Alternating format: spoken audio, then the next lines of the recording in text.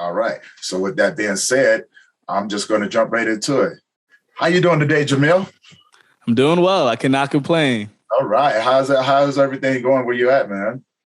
It's good. It's good. It's Thanksgiving season for me, so I'm taking a nice little extended break, much needed after a long semester of work with these students.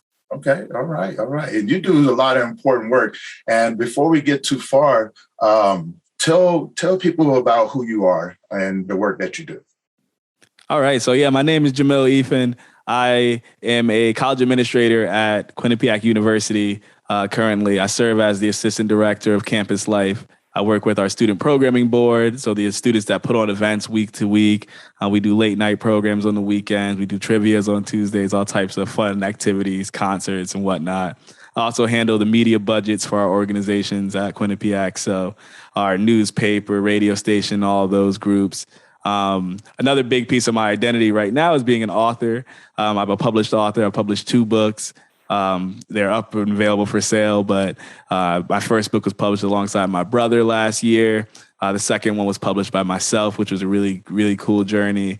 And I'm a podcast host. So I'm also a fellow podcast host who's trying to reach people and talk to people and connect them with their creative side of the world and their experience.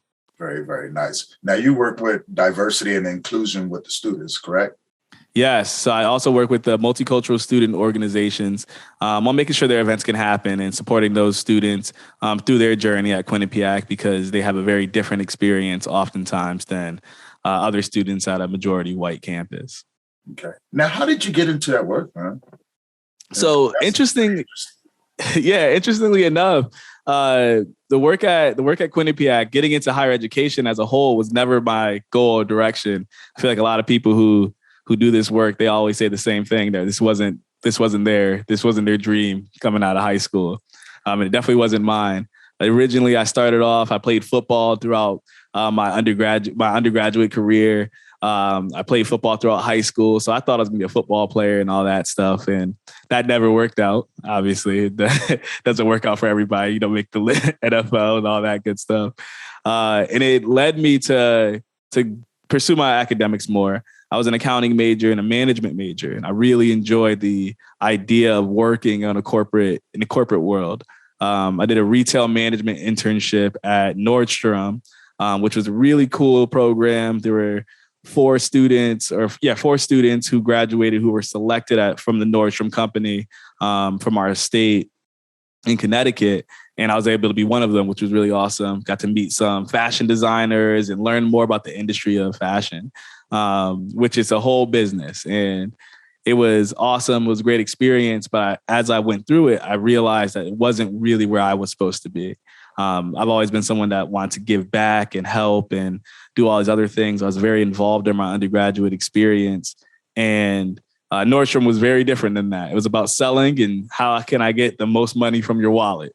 How can I make you feel great in your suit? How can I make you feel great in this tie? How can I add some socks to the order? You know, it was always about getting more money, and it didn't feel good as you really tap into your ability to connect with folks and take from them. So then that led me to go to our higher education program at Central Connecticut State University. It's a really, really well-known program in New England.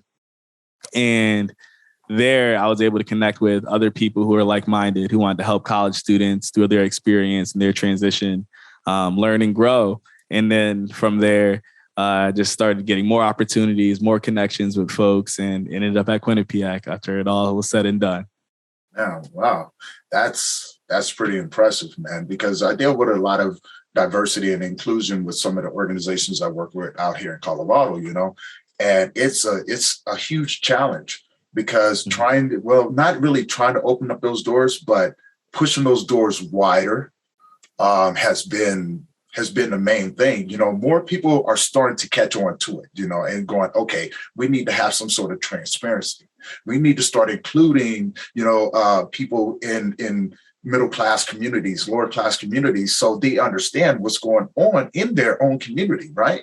And working with the student body, what are some of the challenges that you encounter as you embark on that journey and bringing more diversity and inclusion, I think the biggest challenge I've seen, and this is my third institution that I've worked at. Okay. And I think the most difficult piece is one, connecting students to their resources. So making sure that students who are of minority communities, they feel like they have a sense of belonging in their space.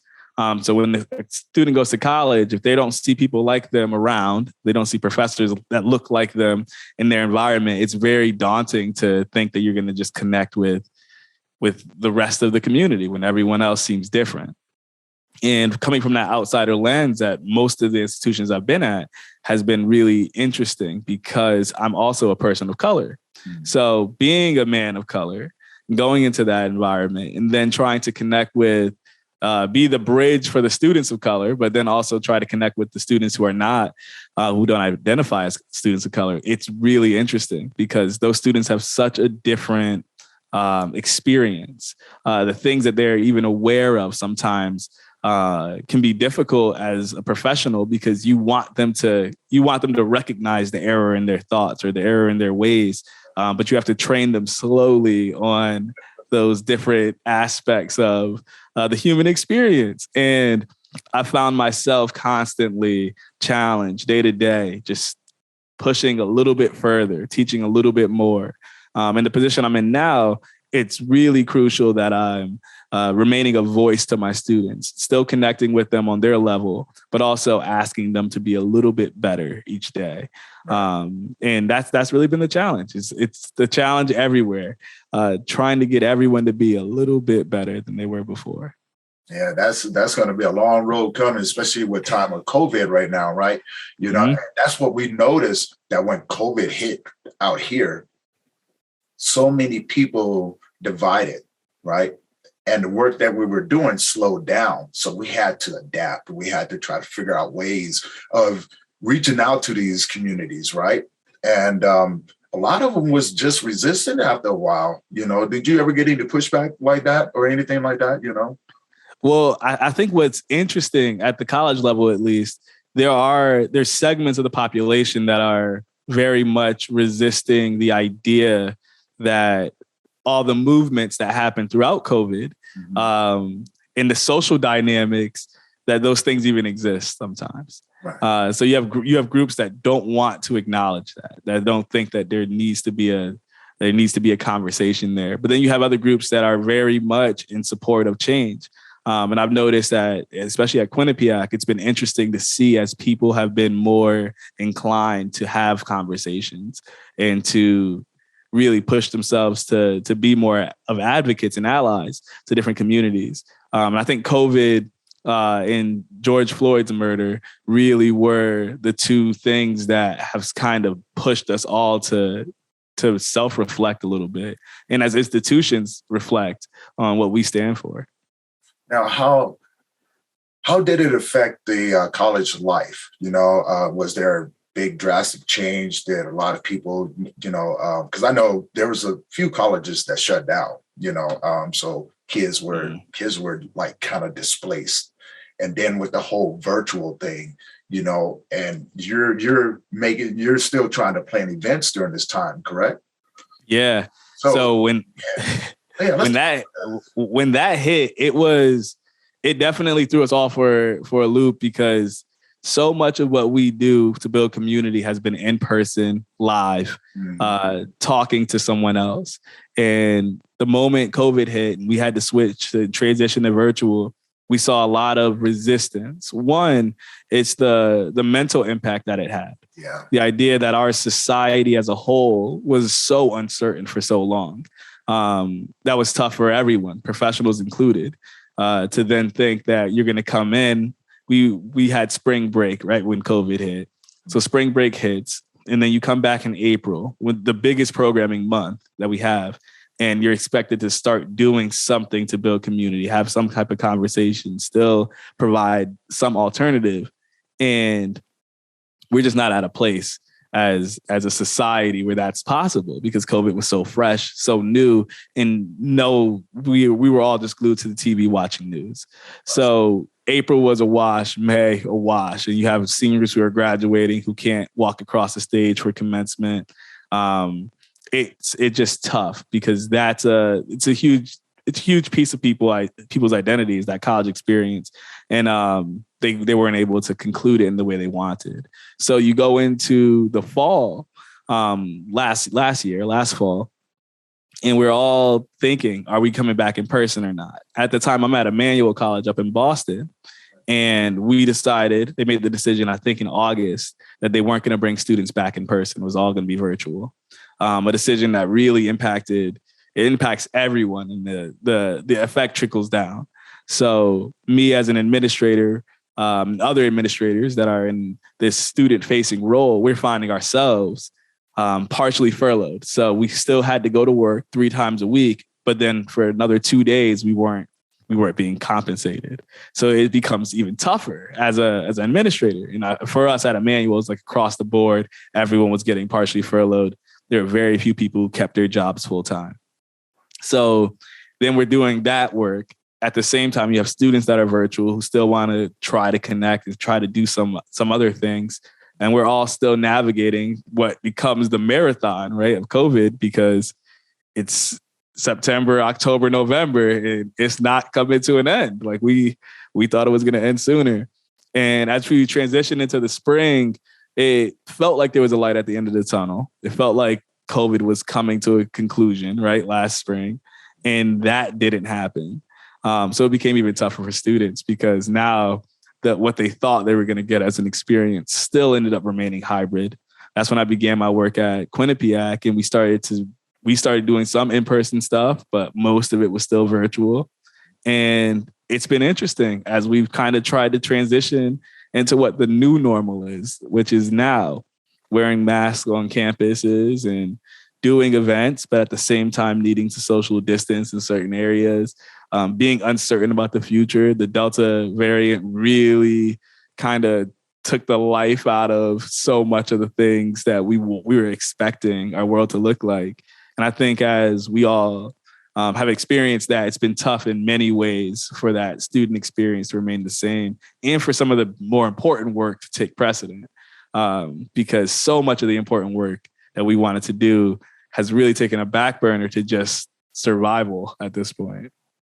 And I feel that wholeheartedly, 100%, because with the work that I do, I deal with the aftermath, right? You know what I'm saying? I deal with the reaction from COVID. I see the mental health challenges. I see, the differences from when people were able to connect to where they're doing now to where they're diving deeper into more of their addictions, right?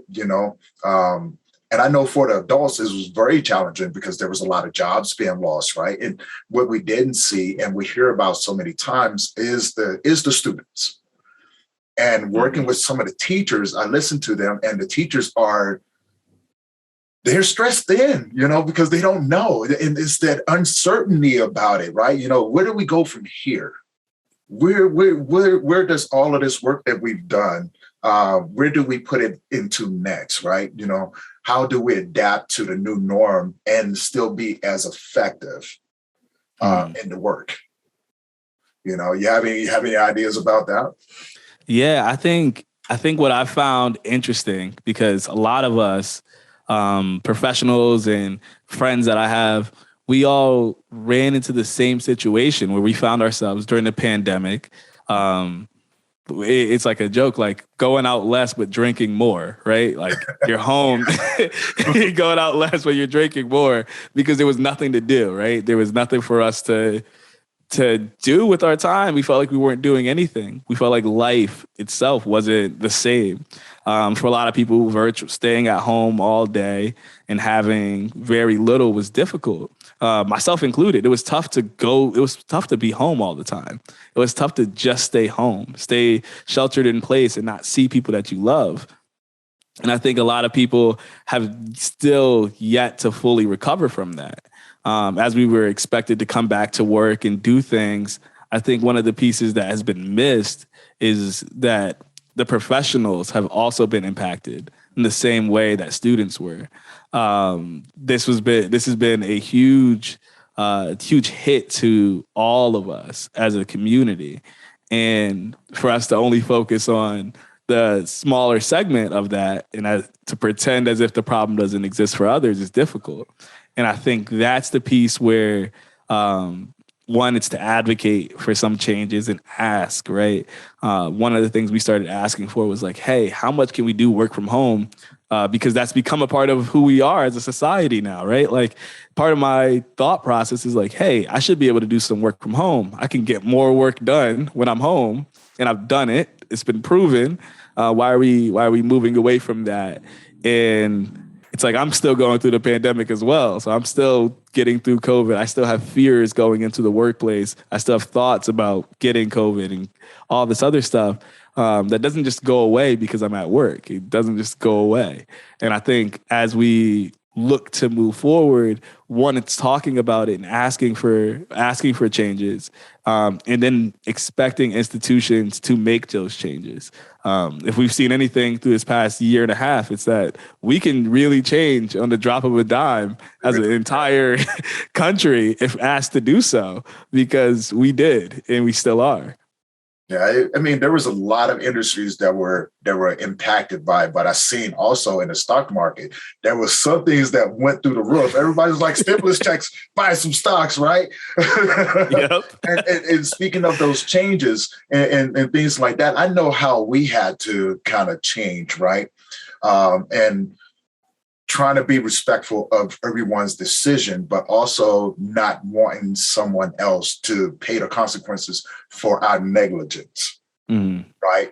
You know, when we talk about these changes, what sort of changes are you guys working on for the students to make it, safer, so to speak? And I use that term very loosely, right? Because how safe can we be without, restricting each other? Yeah. It's been a question on my head, like how, we could wash our hands, we could do the whole, hand sanitizer and the mask. And what I see on my end is that it works in some cases, but I've seen a lot of people being impacted, getting hit with COVID, even with taking those precautions as well. Is there like another course of action that we could take, that you've seen? Yeah, I think at our institution, we were one of the first to come out and require vaccines. So everyone had to be vaccinated on our end. We also still require masks indoors. And we've seen our numbers are significantly lower than schools that haven't. And our numbers are significantly lower than last year when we didn't have such strict mandates. I think one of the pieces that we've kind of recognized is that it's everyone's job, no matter where you are. It's really to protect the person next to you. So in other areas, it's like, be safe, understand that. But there also is an understanding that like we can't live our entire life as if we have to be afraid of the potential to get COVID. Right. And it's unfortunate, but it's the reality that we have to kind of move on. And I think there's been a lot of people who have reached that place where it's time to start that conversation about how we move on, how we start moving forward. When does this become, I think the word was endemic, like when does it end? And when does it just become something we learn how to exist alongside? Right. And like that's been, it's like, that's where we're getting. I think that's where I'm getting, especially. I want to be able to live. I still like Thanksgiving this year is very different than what Thanksgiving looked like last year. Last year, I was really afraid to go see family, to even be in the same space for more than a couple hours. This year, we're going to see family. We're going to see everyone. I'm going to say hello. I'm going to be there. And it's because of last year's experience. And then I'm lucky. A lot of my family is vaccinated, so I have that layer of feeling comfortable that if anyone does get sick, it won't be nearly as deadly. But I think all of that encompasses it, making sure that people are just taking the precautions they need to, but also recognizing that like people will live, and there is going to become a point where we can't restrict everyone. Yeah, there's a lot of pushback on that. And I've talked to a few students over at CSU, and just trying to get a better idea of how to include more of the of our lower class communities, right? Get them more involved, and especially, even if they don't want to get. See, I don't. It doesn't bother me if a person's vaccinated or not vaccinated. I say that's your right? You know what I'm saying? But if that's what you choose, whatever you choose, I respect. I can respect that, right? But if you choose not to get vaccinated, take the necessary precautions so you can keep from getting sick, and you can help others from, not contracting it from you, right? You know what I'm saying? So, if that's what they choose to do. Now, when it comes down to the students, I know in a lot of areas, I think majority of areas now, you guys require vaccine cards and things like that. What about the ones who are pushing back and saying, no, I'm not going to do the vaccine? Are they staying virtual, or are they impacted by the policies implemented by the schools? So I think for a lot of our students, they just get weekly tested. Okay. They just have to get tested more often. Okay, simple solution. Yeah, it's just a simple solution. You got to get tested a little bit more often. Although everyone should probably be getting tested more often than what we're doing now. I do think that I have a lot of friends who aren't vaccinated. I have a ton of friends who I'll see on a regular basis. They're not vaccinated. I think their mindsets have really changed my mindset on the whole thing. Part of it is it's the choice, right? It's your choice. You don't have to choose the same choice I have for us to still be connected as people. I have my sister, for instance, she's not vaccinated, but still love her. It doesn't matter to me. I think. But it's just recognizing that as we go through and as she moves through the world, I'm more cautious, and she understands why I'm more cautious for her. I'll wear my mask just because the idea of me giving her COVID makes me more scared because I know she's not vaccinated, right? So for me, I want to protect her from even me being someone that might not wear a mask when I go somewhere. So I think it's just recognizing that piece too. It's like, it's on her to obviously protect herself, but it's also on me to kind of create an environment where I feel like I'm not contributing to her sickness. Last year, we lost our grandmother to COVID. So for all of us, we do have someone directly that we know got COVID and died from it. But we all made different decisions on the vaccine for various reasons. Yeah, I watched last year. Last year is when my company, we actually started Excel because we do grief work, right? So I've met, I think last year, like 56 people who passed away. And these are just people that I've met randomly, doing work and everything. And then this year, personally, we just buried 30 people in like the last 3.5 months. And so, and I have kind of like mixed feelings about the vaccine from what I've seen. And just taking that, I take the necessary precautions, like I know to stay away from people. If I'm feeling a little sniffle, I know how to quarantine and keep myself in the house, right? Like my mama used to tell me, boy, you need to get somewhere and shut up. I'm pretty sure you probably heard this before, right? You start getting sick, people in your family go, look, you need to go sit somewhere and go shut up and not talk to nobody. Right? We don't care that you're here. Just don't need to talk to nobody. Go say your room. Don't be around everybody. Stop hanging around. Yeah, exactly. There's a lot of people that I know that are both, right? And I've seen both ends. So it's kind of hard for me to make a definite decision on something like that because I'm still weighing out the odds and everything. And I'm going, okay, well, the numbers don't make sense over here. And I'm watching both of it. And the more and more I look at it, I just go, I'll wait because I'll wait till they get it together first, right? And, during the George Floyd, I really want to touch on this. During the George Floyd incident, how did it impact the students in the school, man? How did it impact how y'all moved along in that time? So that probably, at least for me, it was an impactful experience for me as an administrator. And I could only imagine the students that I was working with at the time, how that hurt. Right. Because they were still at an institution. It's a Catholic university. at Emmanuel that really was known for not responding to situations like that. And I remember sitting with a couple of them and talking about what I was going through. And they were like, yeah, that's me. They're like, that's exactly what I'm feeling. I feel hurt. I feel betrayed. I feel like I don't belong. I feel like someone could do that to me as well. And I remember just the feeling of defeat that, like, if this can happen with cameras and people's faces and we can get a video, it's like, what is the point? What is the purpose here?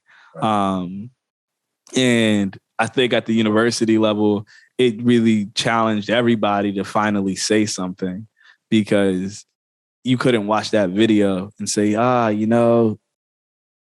it makes sense. Like, you couldn't watch that video and say it makes sense. You couldn't watch that video and say, oh, that was okay. That was justified. Yeah. And I think that was the first time for a lot of people, which was interesting to me.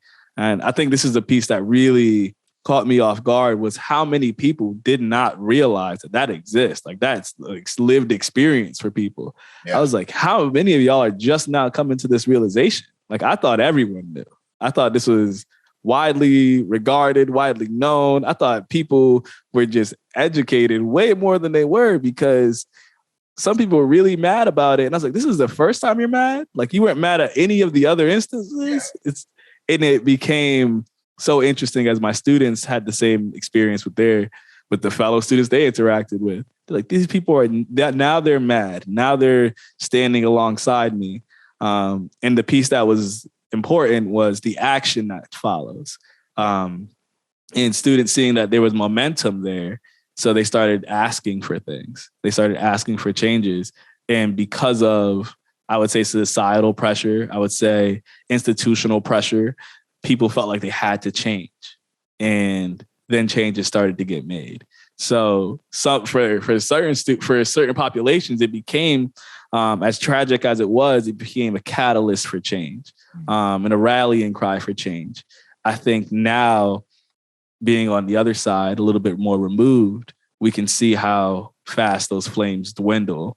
And it's unfortunate because it was so powerful at one point.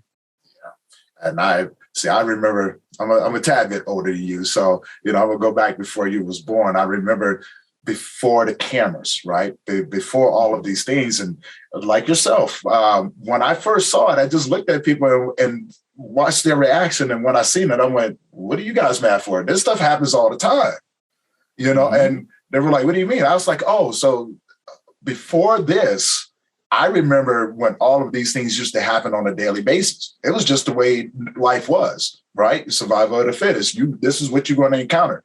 It was nothing new for us, in my generation. And when we got older, I was so proud to see the generation actually stand up, the generation below us, right? The stand up and went and start going, you know what? This isn't right. And we started looking at them going, this is what we've been trying to work with you guys with, like the work with us so we can stop this, right? Because this is too normal. This should not be your daily normal, right?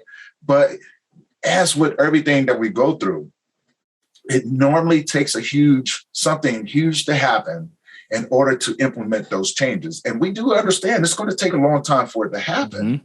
right? And working with the right people and making sure people have these resources for the younger generation, because Lord knows we need it, right? Mm-hmm. Now, what do those resources look like for your students that you talk with? What sort of resources do you guys have for them to help cope with this new normal?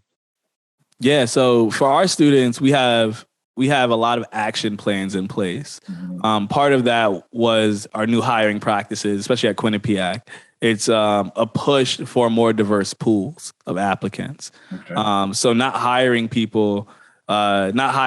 out of pools that are already diluted with white faces, right? We're going to look for more diverse applicants. We've seen an increase in diverse hires because we're asking for more people who are qualified from diverse areas before we even let the searches go through. And that piece supports the students in their actual lived experience day to day as they get to watch and walk by their hall director who can be a Black female, who they can identify directly with and feel like they can talk to about an issue that might occur. Like this Kyle Rittenhouse case, I already have had conversations with some of my students about it just because I'm a Black male and I know they probably felt some type of way that the other students might be angry, but they don't have the same anger. They don't have the same feeling. They don't have the same, it doesn't hit the same way. So having Black professionals in place and having professionals of color, I've noticed that another big piece is our student government association and funding, making sure that student groups that are affinity groups have the amount of resources necessary so that they can do the work themselves to continue to make the campus more inclusive. So I'd say those are a couple ways, but there's an entire 10-point plan that's been laid out about different things that we can do at an institutional level to affect some changes for our students as they go through their experience.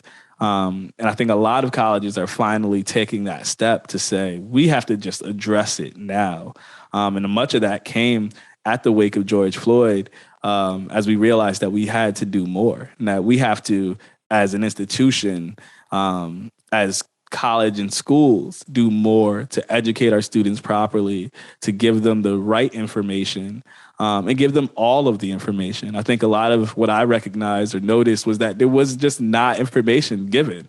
Like some things just weren't being taught. Yeah. So some of us were learning some of what the truth looks like, and others never even heard it. So it was like we're learning the truth at our home in our and on the block or the street, and they're not learning that at all. So then when they see this for the first time, they think that, this is so new, and it's never been new. It's never been a surprise to many of us. So being able to include more of those conversations, more of those dialogues, has been really important. And I think even my focus, we plan events for the entire campus, but one of my focuses has been on making sure we have diverse talent that comes to our campus, making sure that we're looking at businesses that support diverse people, instead of just giving our financial resources and our budget and our money towards different causes. We're looking at how can we continue to be more inclusive in our own areas and in the small things we do, whether it's booking a comedian that can be a female of color versus a white male that we might traditionally book. Okay. I really like that. Now, you wrote 2 books, right? Yes. Let's talk about your books, man. What inspired you to write the books? And tell people, do you have a copy of it that you can show people what it looks like? I don't have a copy of it right next to me, but one is called War in the Fallows, and the other is called When the Crown Gambles. They're both medieval fantasy books. What inspired the books was really interesting. So during the pandemic, I'm sitting at home and I'm looking for more content, right? I loved Game of Thrones. I loved some of the stories that were told. And I'm like, I'm looking for something. But at the same time, I was like, I want to be able to tell a story myself. One, I didn't see enough representation in certain media that I wanted. And I was like, why do we not have the representation in our fantasy novels that we should, right? I want to see a king with a sword that's black. Like that's one of the things I wanted to see. Okay. And then I talked to my brother, who also was a writer, and I was like, why don't we just write a book? Like, why don't we do it ourselves? Because as much as at the wake of George Floyd, I realized so much of the work has to be done by you. You can't just look at everyone else to do the work. You have to be part of that process. You have to be part of that education. So then we wrote a book. We wrote the book. And on the cover of the book is actually a black man. So we actually put him on the cover, and he's a king wearing armor, the whole thing. And we felt really good about it because a lot of times you don't see that in fantasy. A lot of times you don't see that in that media. So it ended up doing really well. It became an Amazon bestseller. It was very successful. And it was also an opportunity to be creative in a space that doesn't have a lot of Black voices. When it comes to medieval fantasy, when it comes to dark fantasy, there are Black authors, but most people don't know their names. And part of that became something important to me, to just make sure we're advocating and talking about being an author of color. And then the other piece was making sure that people know we exist, people know I exist, and all that piece, because I want to be able to inspire someone else to write and explore and dream. So those were really the big pieces, and ended up becoming super fun because our premise of the book, for anyone that's interested, it's royal children no longer aspire to be just king or queen. What they desire is a seat on the high council as a god. And it's this idea that you want to be a god one day, and that these human children will one day become gods, and they'll live amongst the people. And then we explore all the conflict that goes from there. So it's a lot of fun. It was a very long writing process, writing as it is, but I had a lot of time because I was partially furloughed to write the first book. So it all worked out. Now you self-published one of your books, right? Yes, self-published. How did that process look? And the reason why I'm asking, because I want those people, those students out there, those children out there that are aspiring to be authors, to understand that anything is possible if you're willing to, explore those resources and have the bravery to actually go out there and do it. But I think a lot of people don't know that there are certain resources out there that you can use for your benefit to publish a book, right? Yeah. So tell people, let's talk about that.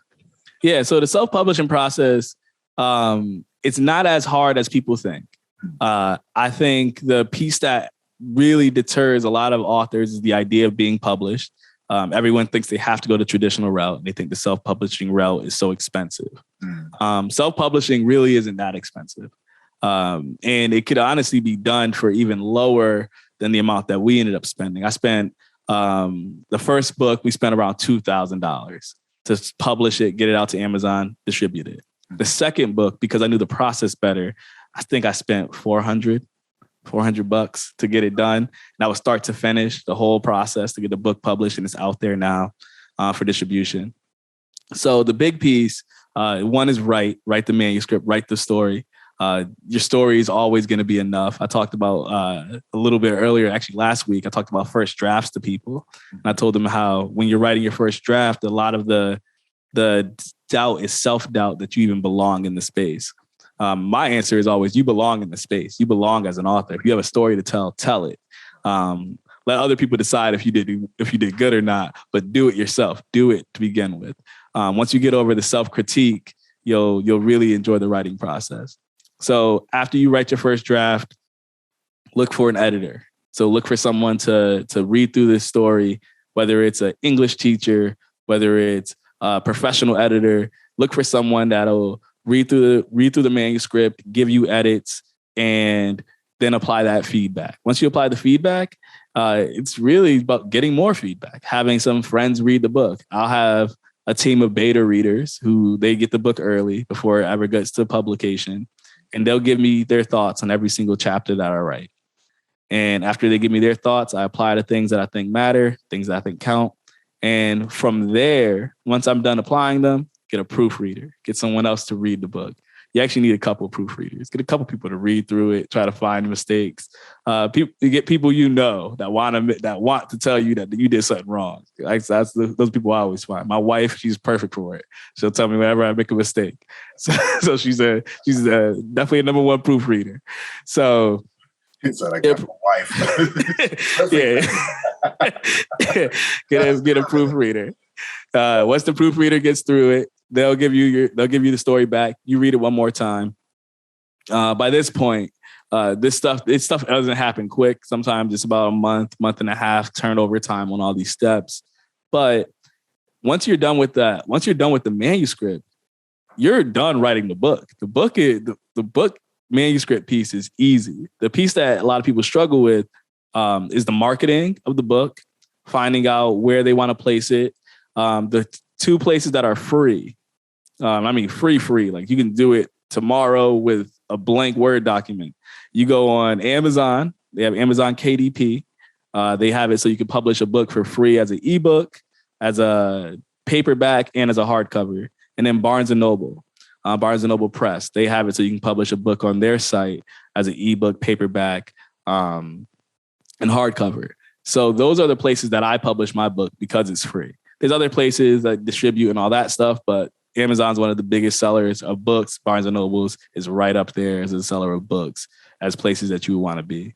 So when I tell people about the self-publishing process, I say, just stick with that. Go into those 2 locations, get a good cover. Part of the big expense for me every single time has been the cover. I never skimp out on the cover.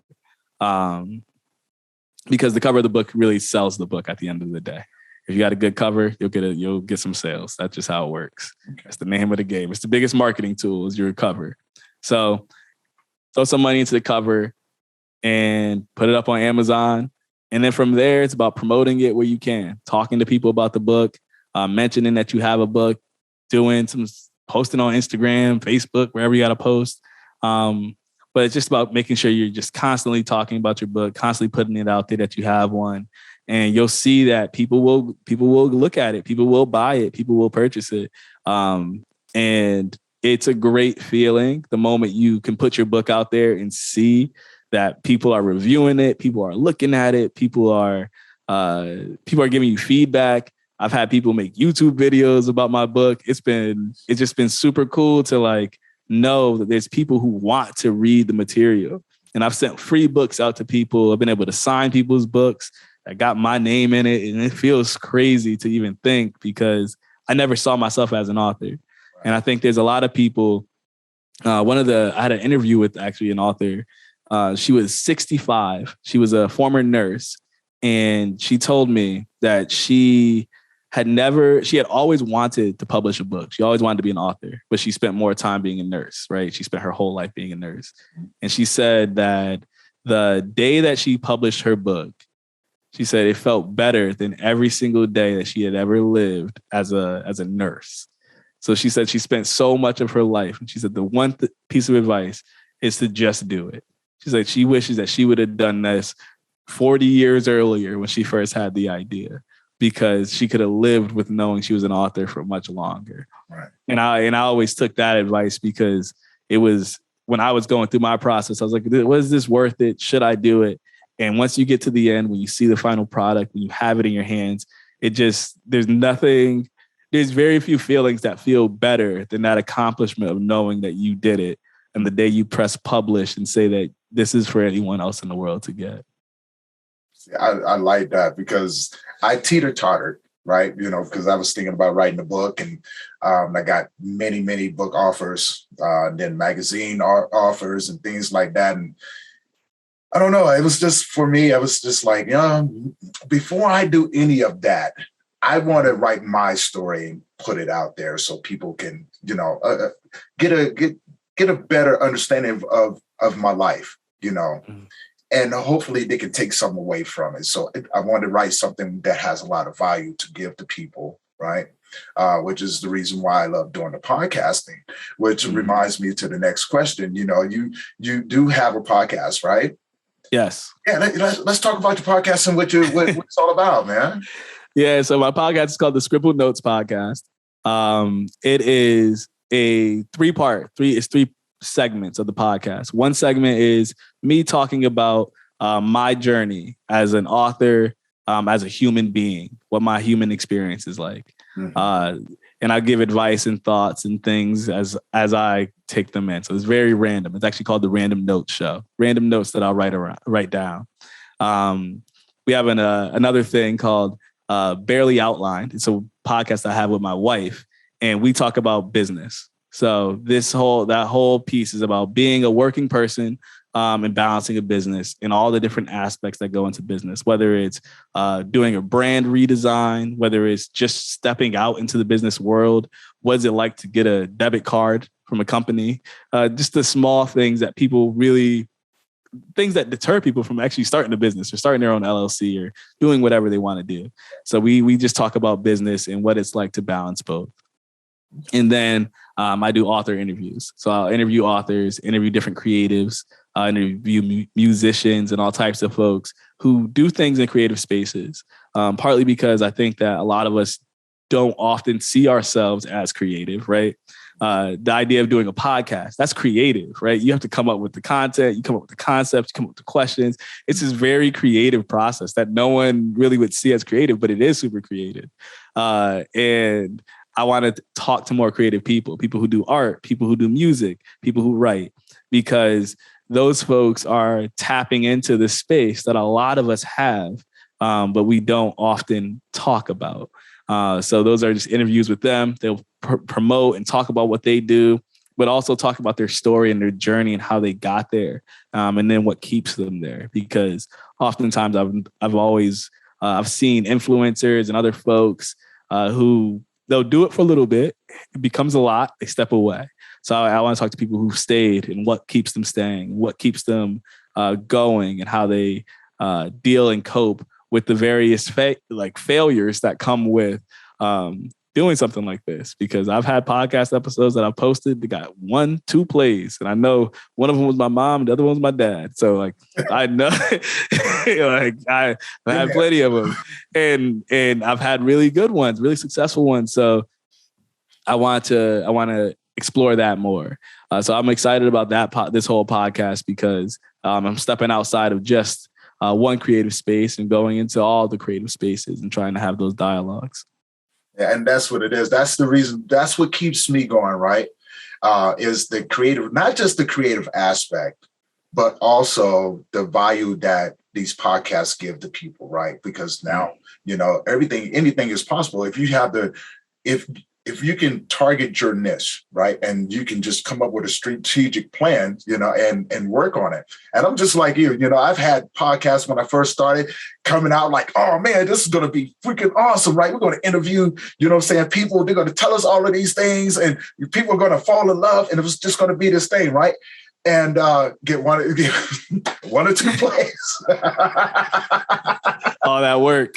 All that work, right? I'm sitting down with my guys. I'm like, look, this is what we're going to do. We're going to do a backtrack. We're going to do a backtrack. We're going to do the whole thing and this, that, and other. And I'm telling you, man, I tell this to people when I talk with them, take all of that expectation and throw it out of your head, because it's not going to be like you think. Mm-hmm. And one of my mentors, he used to always tell me, Tony, keep that vision clear, because as soon as you let anything cloud that vision, it's going to distort it. So I kept a clear vision. And when it failed, I kept the clear vision. You told me that was going to be okay. So I'm trying to point the finger, right? He's like, yeah, it doesn't happen like that.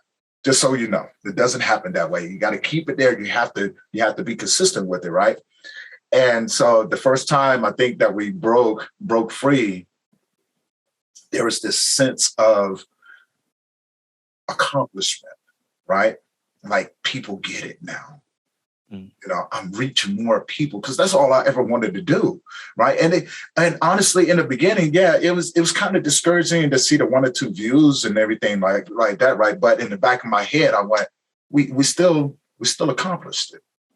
All we wanted to do was reach one person, right? And now we're talking to hundreds of people across the world, thousands of people across the world, right? And people are messaging and going, hey, like, what did you do when you did this and that? I'm like, oh yeah, well, I'm not the guy you want to talk to, but I got a guy that you can talk to that can break this down a lot better. Now, and taking that concept, and I know that you came from a corporate world, right? And now you're doing school administrating, you're doing, you're including people into this process and things like that. What were some of the things in the corporate world that you've seen that actually kind of led you into doing the work that you're doing? I think for me, the biggest thing was, and it really happened in one moment. I'd say it really happened in one moment. And it was a moment when I was selling. So I'm selling on the sales floor at Nordstrom. I remember someone stole my sale or something like that. Someone stole my sale. Like I think I had a $600-700 sale. We were getting commission on every sale, about 20% or something like that. So it was a big number that they just took from me, and you get an hourly rate and all this other stuff. So this person steals my sale. So I go to my supervisor. I'm like, hey, she stole my sale. Like, we gotta go back in the system, make sure I get my credit for whatever, because she rung him out. She didn't put it on my numbers. And he looked at me. He said, why would you let her steal your sale? I said, what do you mean, why would I let her? I didn't let her do anything. She took the customer and went to the cash register. And I remember sitting there, and he told me, well, he's like, in this world, we don't do this back and forth thing. He's like, it just is what it is. Like, get another one. And for me, it was just so cold how he just responded. Just get another one. Like, end of the day, like, it hits your check and it affects you. It doesn't affect me as the supervisor. So get on with it. Yeah. So after that, it was real hard for me to have the same desire to when I knew that the work environment didn't care. And I think the corporate world oftentimes gets that label, right? Just productivity, ain't nothing personal.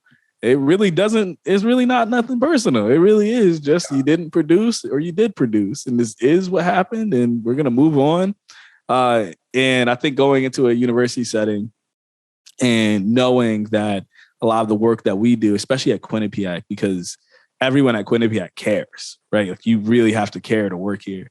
It's not really an option to be a person that just wants to come in and cash a check. Like, this is what people do because we care about doing it. And people go out of their way to make sure that the student experience is the best experience that they can get. It might be different from this year to next year or whatever, but it's always going to be the best thing that we can do at this time. And we adjust and move on. We adjust and figure it out. But the other piece is that universities oftentimes, especially Quinnipiac, cares about the employee. They care about what you're going through. They care about, I had my daughter while I was working here, and everyone cared. Everyone asked me to this day, how's she doing? What can I see a picture? I get that from the VP all the way to the custodians that work there. So it's like, when you go into that environment that you're cared about. I never felt that in the corporate environment. Right. I didn't feel like I was cared about. I knew that they cared about how many rewards cards I had opened up. Because they all patted me on the back when that happened. I knew they cared about when I was the lead intern for sales, right? They really cared then. And then when I got a promotion over to be a receiver at the Nordstrom Rack. So I got a promotion to be over there, and they really cared when things were organized, ready to go, and our system was moving quick. They really cared then, but not a single time did they ask, oh, how are you doing outside of here? Like, what is life like? Because at that time I was actually when I was working there, I was making great money, but I was just really broken up inside because all of the things that I wanted for my life, I felt like I wasn't achieving.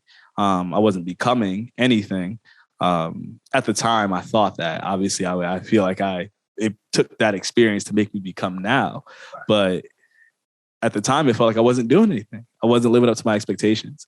And they never asked. They never cared. Where here at Quinnipiac, I get asked every week, hey, are you getting closer to where you want to be? Can we help you? What's your 5-year plan? I've gotten asked the 5-year plan question 4 times this month. I'm like, we really want me to get to where I need to be in 5 years. Like, we're not going to let me sit here and not think about it and stew on it. Like, we want to move forward and they want to grow.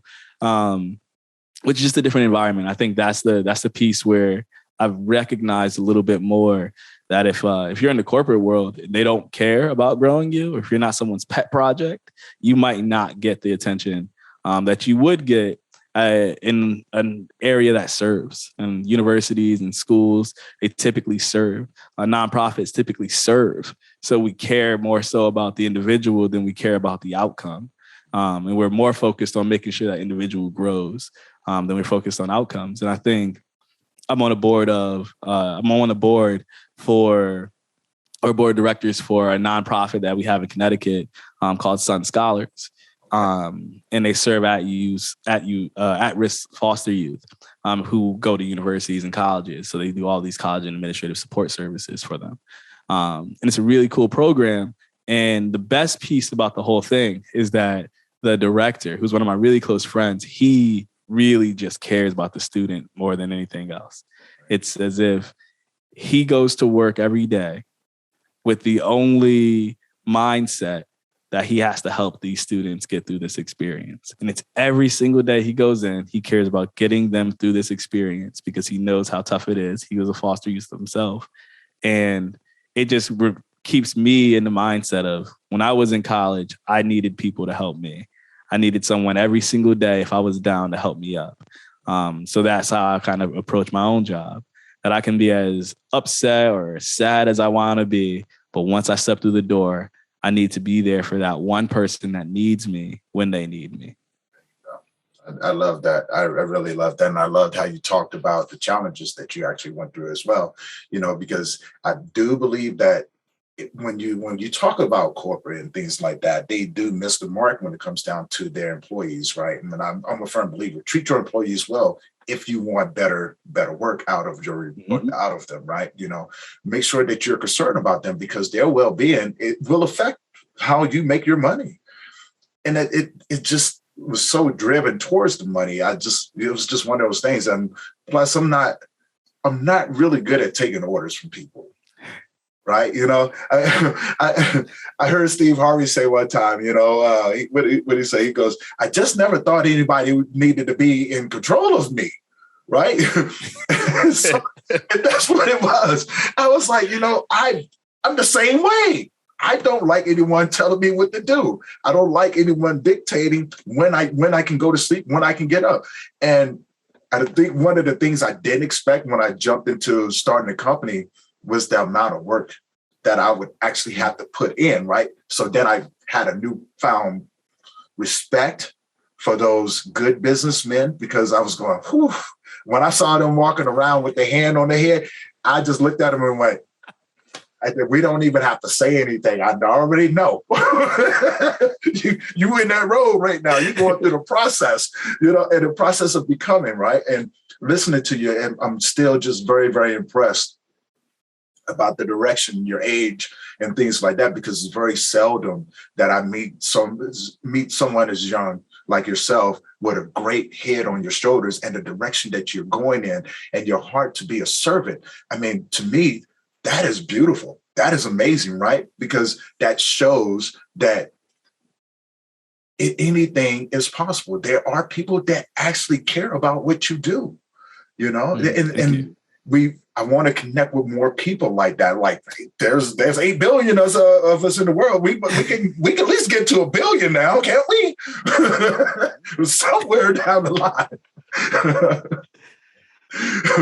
Thank you. I definitely appreciate that. Yeah, man. But like I said, man, I give respect where respect is due, and a lot of respect and love, man. So if you was talking to someone out there right now, what sort of words would you give them of encouragement? Because we all go through our ups and downs, but a lot of people never know how to get back up. I would say if you're going through something, and I think this is like a testament just in life. I remember I was 6 or 7 years old when I had my first eye surgery. I've had 10 eye surgeries in total. I got 2 cataracts in my eyes. I got valves removed. I was supposed to be blind, but I can see. And my last eye surgery came when I was 14 years old, right before my football season, my freshman year. And I remember looking at one of my coaches. I was looking at one of my coaches, and I told him that I was afraid. I was like, look, coach, I'm afraid I got to take this picture. And I remember how stupid it sounds now, right? I was afraid I had to take a picture, and the picture had me with red eyes because I had an eye patch on earlier from the surgery. And he told me, he said, look, you can be afraid about an eye patch, but that says that you're not afraid about the actual eye. He's like, you're not afraid about the actual eye that you physically have had surgery on. He's like, you become numb to pain. And He's like, recognize the strength that comes with that. And what I tell people, especially if you're going through something, it's so easy for us to hold on to how much it hurts or how bad this situation is and believe that this is going to last forever. When in reality, it's just another pain, right? It's just one more pain. And one more pain doesn't mean that it's the last pain, but it also doesn't mean like that it's the ending pain. This isn't over. And I always have told myself it's not over. Just because you have one eye surgery doesn't mean you can be blind, right? Every single time I had to go into the hospital, I was afraid, but it didn't mean it was over. And I got to the point where I was 14 years old saying, oh, well, this is just another one now, right? This is just another letdown, or this is just another difficulty, but another is just another. You're going to get through it. A lot of times we get down on ourselves after the first one. And I can only imagine what kind of person I would have become if I got sad after the first one, then the second, then the third, then the fourth, then the fifth. Then they still don't got it right at the sixth and seventh and eighth. But on the 10th try, it all worked out. So it's just another thing, just another time, just another instance.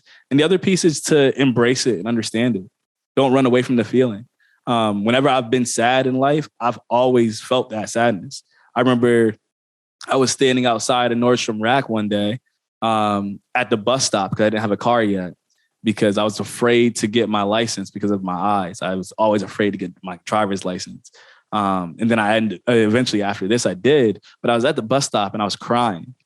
And I'm standing outside. It's 11 o'clock at night. And I'm crying because I'm like, I'm a grown man. I could get a car, but I'm afraid to take a driver's license test. And I was like, why am I so afraid? And I had to sit with that and think about why I was so afraid. And as I did, I was like, it's because I just never believed that this day would ever come where I needed to face this fear, right? I never believed it. And I was letting that be the thing that paralyzed me from moving forward with life. I was 24 years old when I got my license. And I tried my first test at 16 and failed. It was a failed division piece. And at 24, I've tried it again and passed. And I was like, whoa, I told myself years ago that I could never. Told myself for 8 years I could never get a license. I could never pass the test. I was the only person who told me this, right? I reinforced this idea in my own head. And then I passed, and I've been driving ever since. And I realized after that sometimes it does take that breakdown for you to build up. That was what got me to say, you know what? I'm scheduling a test. I'm doing it because I can't live with this feeling of fear of not knowing anymore. And I felt that sadness. I sat in there. I sat in that feeling for a long time. And it took that recognition that it's on me to kind of climb out of that, to get past this, to then do something with it.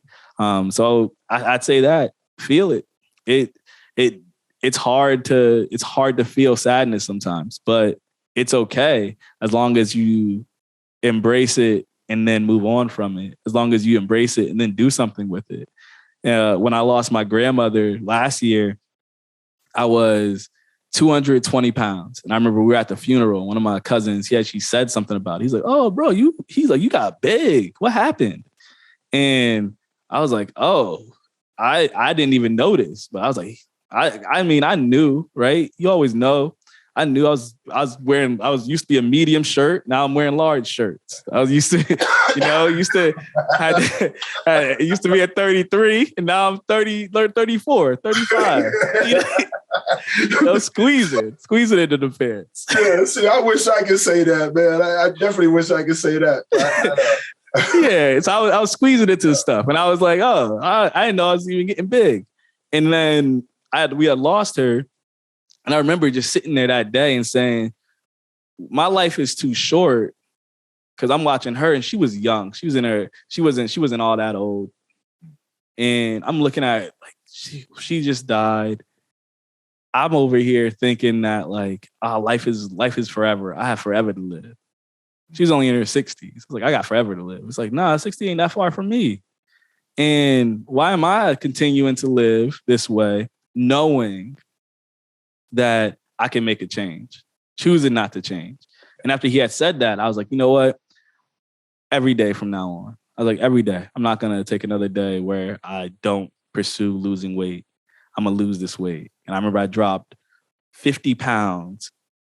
I dropped 50 pounds during the pandemic. So I was working out every day, eating healthy, eating right. And I wasn't really doing all that much. Honestly, I just cut some bad foods out of the diet and watched every week as pounds came off. But it was a big piece of that discipline that I took, because I was like, look, every day that I thought about it and I wanted to do something different, or I didn't want to pursue this goal anymore, whatever, I would remember that this started on at her funeral. So it was always tied to that. This weight loss has always been tied to where it began. I never forgot the beginning. Yeah. And that piece was huge for me. And I think just remembering, I was so sad when he had even mentioned it, because I had known all the health risks that can come with getting too heavy, but I still let myself get there. And eventually I was able to reverse that. And I remember people were so excited about it. And in my head, I was like, y'all never said anything this whole time. It took someone else to say, hey, man, you should focus on your health, for now people to be interested in my health. Right. So it's always kind of how it goes. That really is. It always starts with the person, right? Yeah. And I go in a different direction. So I'm all about putting on muscle, right? I'm all about, you know what I'm saying, the bodybuilding lifestyle and things like that. Even though I don't bodybuild anymore, I still love the workouts, right? I just love it. There's something about that. But again, I'm at the age that I am, I don't think I should be trying to put on more weight, but I constantly do, right? Because I'm hard-headed, for one. And I'm always curious as to what I would look like if I if I put on this amount of weight, right? So, you know, this year was like a goal of 330. Okay, you know, I'm 6'4". And people started, like yourself, people started taking notice. There's, hey, what are you doing with yourself? I said, actually, I'm pretty healthy. You know, I'm doing this, that, another. Then during the pandemic, I watched a lot of people get the Buddha belly. You know, I've seen a lot of that. And they come to me, Tony, look at this. I'm like, yeah, your stomach is smiling at me. I'm not quite sure how I'm supposed to take this. You know, put that thing away, man.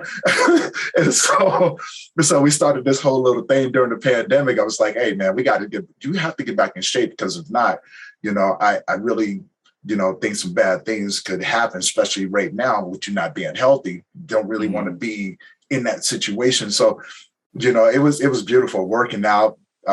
Dove deeper into, you know, just learning all types of things and, you know, meeting all types of people and, you know, just watching everything grow and being on the front lines with people, you know, and there's that sense of servitude I really, really enjoy.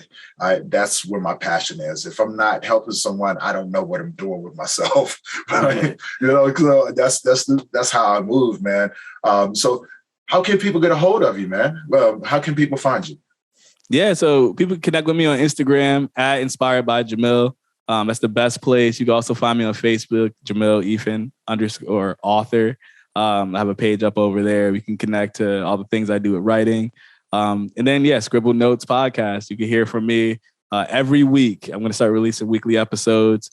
And that's really the best place. And you can check the book out if you really want to. On Amazon and Barnes and Nobles. Yeah, War of the Fallows. It all out, man, because I like to read as well, right? You know, and I spend a lot of my times reading a lot of informational books, you know, about this thing that I do, you know, to learn more about the people that are doing it. So, I can grasp those tools, you know, and that's what I want people to get out of this podcast. I want them to grasp those tools, especially if they're struggling, trying to get them forward, going forward and understanding that being inclusive is important, right? It's important of how the world starts to adapt to this new norm and making sure that the people that normally thought that they never had a voice actually have a voice. Get them in contact with people like yourself that are out there doing the work and understand the ins and out of how that moves, is really important to me, because if you was to tell me about inclusion, yes, I do work with it, right? But to go as deep as you have, I may not do that. But that's okay though, right? Because I know what I stay in my lane. I stay in my lane. I know people that do. And that's what they're the best at. And I just want to make sure that people know that, hey, you got to have a voice. Connect with people in your community that are giving you that voice, and use your voice to make a difference, so we don't keep having the same things go over and over and over and over again, because after a while, it's not going to make sense, and we're going to find ourselves with less than what we started off with. Then we have to start all over. And that's the hardest part. Now, and with that being said, man, Jahmil, I want to say, man, thank you for being on the show today. It was an honor. And again, I give respect where respect is due. I am very impressed of the direction, your intellect, and all your knowledge that you've shared with us today. And thank you. Yeah, man. And, and hopefully the audience, man, they can embrace that and find some extra courage to keep moving forward, to pursue those dreams, and understand that if you hit bottom, there's always a top, right? You just got to know how to stand back up, push through it, and keep moving forward. And for everyone else, I want to say thank you for tuning in for another episode of Memories of Us. And while you're at it, go ahead, subscribe, rate, and leave us a comment, share it, and tell your friends about us, because we're not going anywhere. Every week, we drop every Tuesday, new stories, new people, amazing journeys. You guys stay well, keep your head up. Until next time.